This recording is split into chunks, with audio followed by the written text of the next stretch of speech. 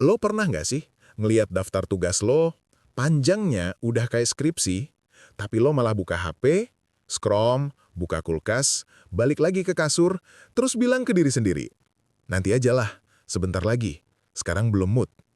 Dan tiba-tiba, boom! Udah jam 11 malam, tugas nggak selesai, mood hancur, rasa bersalah numpuk. Lo benci, menunda, tapi lo tetap ngelakuin itu setiap hari. Tapi juga dengerin ini. Procrastination bukan masalah kemalasan. Ini masalah otak lo sendiri.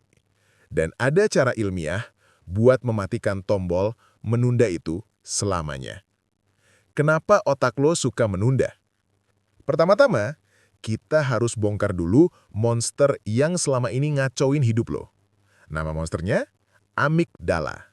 Bagian otak yang tugasnya ngejaga lo dari bahaya. Bahaya asli, macan, ular, preman pasar. Tapi bahaya modern, tugas kuliah, deadline kantor, project yang bikin deg-degan. Ketika otak lo ngelihat sesuatu yang menantang, amigdala mikir, "Woi, bahaya nih, jangan dikerjain." Lalu, dia ngasih lo perintah halus. Buka HP aja dulu, ngemil dulu, cek notif dulu, rapihin meja sebentar, apapun.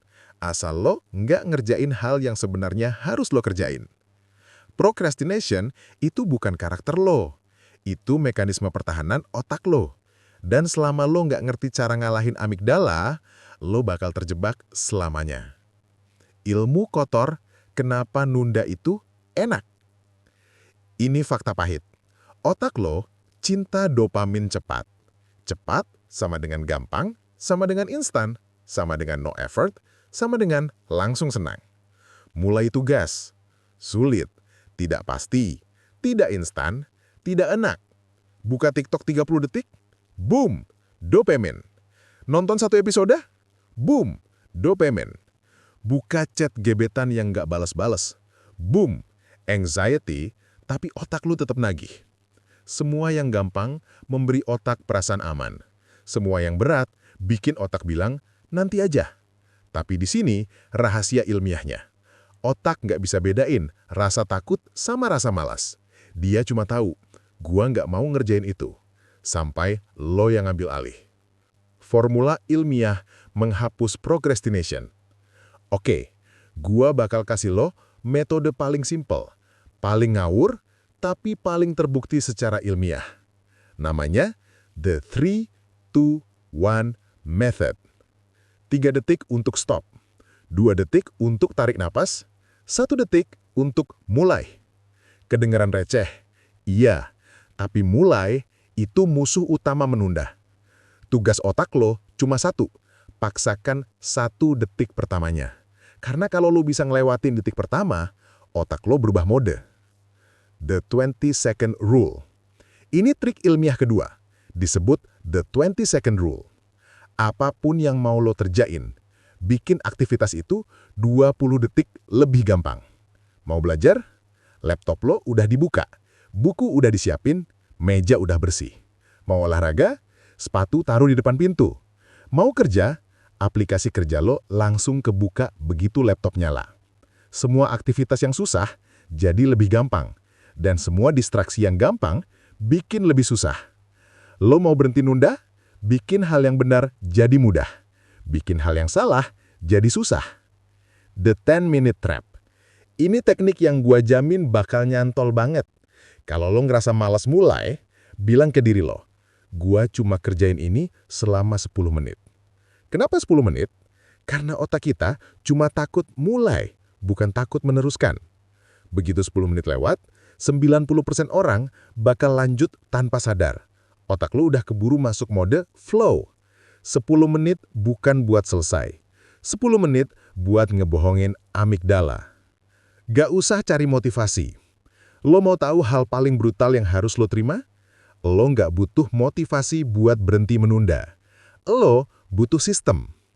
Motivasi itu kayak kembang api. Keren, tapi habis dalam 2 detik. Sistem itu kayak matahari. Tiap hari muncul, tiap hari kerja, tiap hari bikin lo maju. Kalau lo hidup ngandelin perasaan, ya lo bakal kalah sama mood. Tapi kalau hidup lo ngandelin sistem, Lo menang bahkan pas lo lagi males. The meltdown moment. Ini bagian yang bakal gua kasih sedikit tamparan. Lo harus terima kenyataan bahwa procrastination nyuri waktu lo. Nyuri jam tidur, nyuri kesempatan, nyuri peluang yang harusnya milik lo. Kerja 1 jam sekarang lebih ringan daripada kerja 5 jam nanti. Dan tiap menit lo nunda, lo bayar dengan rasa bersalah, stres, dan penyesalan. Tapi kabar baiknya, lo bisa putus rantai ini hari ini. Mulai 1 detik, bikin 20 detik lebih gampang. Komit 10 menit, bangun sistem. Dan pelan-pelan, lo bakal jadi versi lo yang udah lama hilang. Versi yang gak hidup berdasarkan rasa malas, tapi berdasarkan arah. Jadi, dari semua yang kita bahas hari ini, intinya simple ya. Menunda itu bukan soal lu nggak mampu, tapi soal otak lu kebanyakan alarm palsu. Iya sumpah, gua baru ngeh. Selama ini tuh bukan karena gua malas, tapi karena gua keburu takut sebelum mulai. Itu dia. Lu kalah bukan di kerjaannya, tapi di 10 detik pertama. Dan jujur, waktu gua cobain 10 second rule itu, feel-nya beda. Kayak tiba-tiba gua bisa ngalahin rasa berat yang biasanya bikin gua diam. Karena lu akhirnya ngasih sinyal ke otak. Gue yang pegang kontrol. Yang paling mind-blowing buat gua tuh, ternyata rasa berat itu cuma halusinasi otak. Yap, otak suka bohong.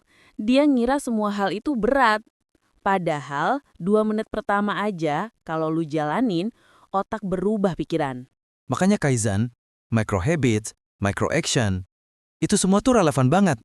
Karena otak cuma butuh bukti kecil buat percaya lagi sama kita. Dan yang menarik tuh, pas lu mulai stabil, otak lu kayak jadi lebih jernih. Tugas yang dulu lu takutin jadi kelihatan kecil. Betul, kayak lu tiba-tiba punya energi yang dulu hilang. Padahal bukan energi, tapi clarity. Clarity itu mahal, bro. Dan clarity itu datangnya dari satu hal. Lu berhenti nunya. Dan kalau lu nonton sampai sini, gue yakin lu juga lagi capek sama diri lu sendiri. Capek ngulang pola yang sama. Tapi kabar baiknya, lu cuma butuh menang 10 detik buat ngubah hidup lo. Gue suka banget kalimat itu. Simple, tapi nusuk. Karena itu benar. Perubahan besar hadir dari langkah kecil yang lu ulang terus.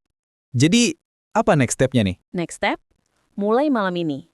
Lu pilih satu hal yang tiap hari lu tunda, dan lu bayar dulu 10 detik. Bener juga, nggak perlu nunggu Januari. Nggak perlu nunggu mood, yang lu butuh cuma niat 10 detik. Dan kalau lu konsisten, Kaizen bakal ngubah pola otak lu dari dalam. Wah, ini di banget.